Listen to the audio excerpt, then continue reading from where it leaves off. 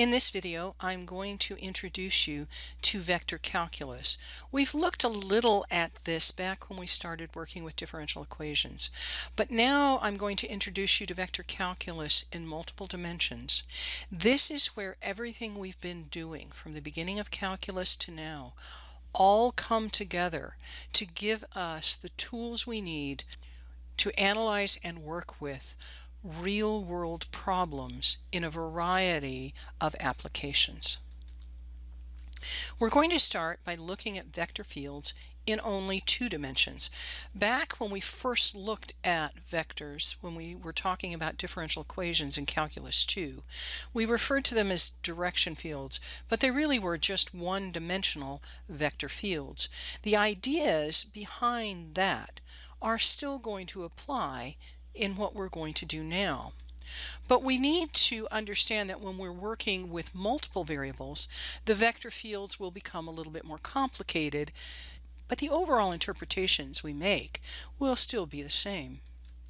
If I imagine a flag flying in a breeze, as the breeze pushes the fabric around, the flag will curl or twist and flap in the breeze. This means that at different places on the fabric of the flag, the direction of a particle at that point will not necessarily be moving in the same direction or with the same speed as another particle at another point on the flag. Now let's say I can take a very high-resolution photograph of the flag at some precise instant in time that allows me to blow it up so I can see each place where one thread in the weave crosses another thread. And each of these intersection points will have its own direction of motion and speed of motion at that particular instant in time. Now, if I represent the direction and speed of each point by arrows that point in the direction of increasing speed with a link that represents the relative magnitude of the speed, we would end up with a bunch of arrows of various lengths pointing in various directions.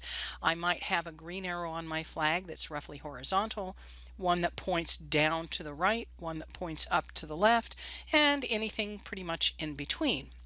If I put enough of these arrows on this flag and take them all together, they represent some fairly real and detailed information about how this entire flag surface is moving in the breeze at that instant in time. So if I let F and G be defined on a region R of R2 space, a vector field in R2 is a function f that is a vector that can assign to each point in R a vector given by the components f of xy, g of xy. The vector field can be written with different notation.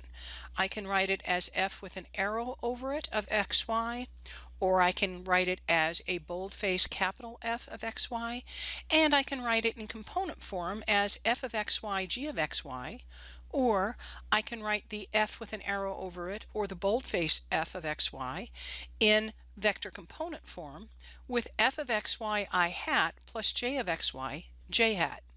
A vector field f that is specified by components fg is continuous or differentiable on a region of R in R2 space if f and g are both continuous or differentiable on R respectively.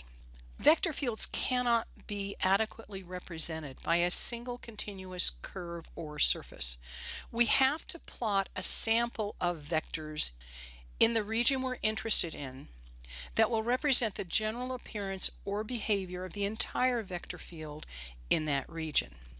So for example, let's look at the vector f of xy given by components 3x and negative y, or by 3x I hat minus y j hat, in the region where negative 3 is less than or equal to x, which is less than or equal to 3, and negative 3 is less than or equal to y, which is less than or equal to 3. In order to represent this field, I'm going to choose some sample points, for example 0, 0, negative 1, 4, 0, 3, and 1, 3. Now there's nothing sacred about these points. I just want to be sure that they exist in the region I'm concerned about. F of 0, 0 is the vector 0, 0, or the 0 vector. F of negative 1, 4 gives me the vector negative 3, negative 4, or negative 3 I hat, negative 4 j hat. f of 0, 3 gives me the vector 0 I hat minus 3 j hat, and f of 1, 3 gives me the vector 3 I hat minus 3 j hat. I'm going to draw an arrow equal to f of AB with its tail at the point AB and do this for all my sample points. So I've constructed an orthogonal coordinate system with x on the horizontal axis and y on the vertical axis, and I've plotted the sample points I've chosen. The point 0, 0, the point 1, 3 in quadrant 1, the point 0, 3 on the y-axis, and the point negative 1, 4 in quadrant 2. Next, I am going to place the tail of each of my vectors at one of those points and move the direction I need to move to get the vector equivalent that I just found. So for example, at the point 0, 0, my vector goes out 0 and down 0. So I'm just going to plot a point there. I'm going to move to the point negative 1, 4. At negative 1, 4, my vector becomes negative 3 I hat, negative 4 j hat. So I start at the point negative 1, 4. I move 3 to the left, and I move 4 down, and I end up with a point on the x-axis at negative 4, 0.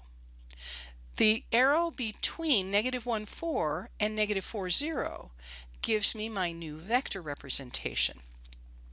Now I want to look at the point 0, 3. In this case, my vector becomes the point 0 I hat minus 3 j hat. I put the base of my vector on the y-axis at the point 0, 3, and I move 3 units down, and I end up at the point 0, 0. So that my vector is a vertically downward vector that starts at the point 0, 3 and ends at the point 0, 0. For my point 1, 3, my vector becomes 3, negative 3. I start my tail of my vector at 1, 3, I move 3 units to the right and 3 units downward, and I end up at the point 6, 0. I want to make a few quick comments about sketching these vector fields. In the sketch I just did, I used the actual length of each vector. And considering that it takes a rather large number of vectors to give an accurate idea of how our field behaves, this is not really practical. The vector field will become too dense with vectors to give us any real ability to extract the information we need. We might want to know what's happening at a specific point or region of the field, and there can be so many vectors in there going so many different directions, we can't figure it out. For this reason, we're going to fudge it a little bit. We are going to sketch our vector fields clearly representing increasing magnitudes with longer vectors, but not worry about actual length of each vector. We will try to use a simple scale that clearly demonstrates that one vector is longer than another. For example, if two are the same length, then I want the same rough length of vectors to represent those vectors. If one vector is twice as long as another vector, I want to be able to demonstrate that one vector is roughly twice as long as another vector. The idea will be to get a reasonably accurate idea of where the field is increasing and in which direction. But we need to be able to clearly see the overall behaviors in the region in order to do this. So let's work an example. I want to sketch the vector field where f is given by the components x over the square root of x squared plus y squared and y over the square root of x squared plus y squared. And I've already got my coordinate axes set up. But before I start picking points and plotting values, let me do a little thinking about this first. I want to engage my brain before I jump in to do something, and this is always a good idea when we're working in math. If I look really closely at my vector components, I will notice that I have a unit vector, and that is hugely helpful. It means that all my vectors are going to be the same length throughout my vector field. That is saving me a lot of time. The next thing I notice is that if x is equal to y, my vector is going to reduce to the components 1 over square root of 2, 1 over square root of 2, which I can construct immediately starting at the point 0, 0 and going outward along the line y is equal to x in the first quadrant. Now, if x and y are both negative, I would have vector components of negative 1 over square root of 2 and negative 1 over square root of 2, which I can construct, again, following the line y equal x in the negative direction in quadrant 3, and I can sketch those vectors running out from my origin along that direction. The next thing I notice is that if x is equal to negative y, my vector will be negative 1 over square root of 2 and 1 square root of 2, which is along the line y is equal to negative x in quadrant 3. And I can sketch all of those vectors pointing up to the left along that orientation. But I could also have the vector designated by 1 over square root of 2 and negative 1 over square root of 2, which follows the line y equal negative x, pointing down to the right in quadrant 4. And I can construct those vectors. Now I've only looked at a couple of arguments here, so I need to flesh out the rest of my vector field. The next thing I want to do is choose a few other points and find their vector components and graph them. Here's some time savers. You may want to consider the slope of each new vector as you do it, because it can be easier to work with slope than the components. The slopes will change, but the vector length for this case will always be 1 because I'm starting with a unit vector. F of 2, 1 has components 2 over square root of 5 and 1 over square root of 5. This has a slope of 1/2, which is much easier to work with than the components. So that I start my vector at the point 2, 1 and construct a vector of unit length 1 with a slope of approximately 1/2. Now let's look at f of 5, 1. This has components 5 over square root of 26 and 1 over square root of 26 with a slope of 1/5. I start my vector at the point 5, 1 and draw a 1 unit length vector with a slope of approximately 1/5. Now let's look at the point 1, 4. This gives me the vector components 1 over square root of 5 and 2 over square root of 5, and it has a slope of 4. I start my vector at the point 1, 4 and construct it as a vector with a length of 1 that has a slope of approximately 4. Now I've gotten 3 other vectors plotted in quadrant 1. I'm going to next consider symmetry. The symmetries are going to reflect these vectors across the x and y axes and across the origin. This means that I'm going to get all these other vectors already figured out. Now, I do need to plot more points or vectors than this, but this gives you an idea of how to save time and energy. Plot your vector field in one quadrant and then use symmetries to help you plot some of the remaining vectors in your field. Now, you also don't want to forget about technology. Vector fields can also be graphed in a number of technology tools, and they can be graphed very well. Wolfram Alpha does a really good job of this, but I think you have to call it a stream plot in this tool rather than a vector field. I have a link to the site that gives you the Wolfram language to use for this. It is given here. Note that I believe this site gives you both the Wolfram language for vector field as well as for stream plot that you can use. You can also use a handheld CAS calculator to do this, and if you happen to have installed the student software on your PC that came with the tool, it can be really nice to see these plots on your computer screen. So now you get to try it. Pause the video and graph the vector field where my vector is given by the components 2x and 3y. When you're ready, restart the video to check your understanding.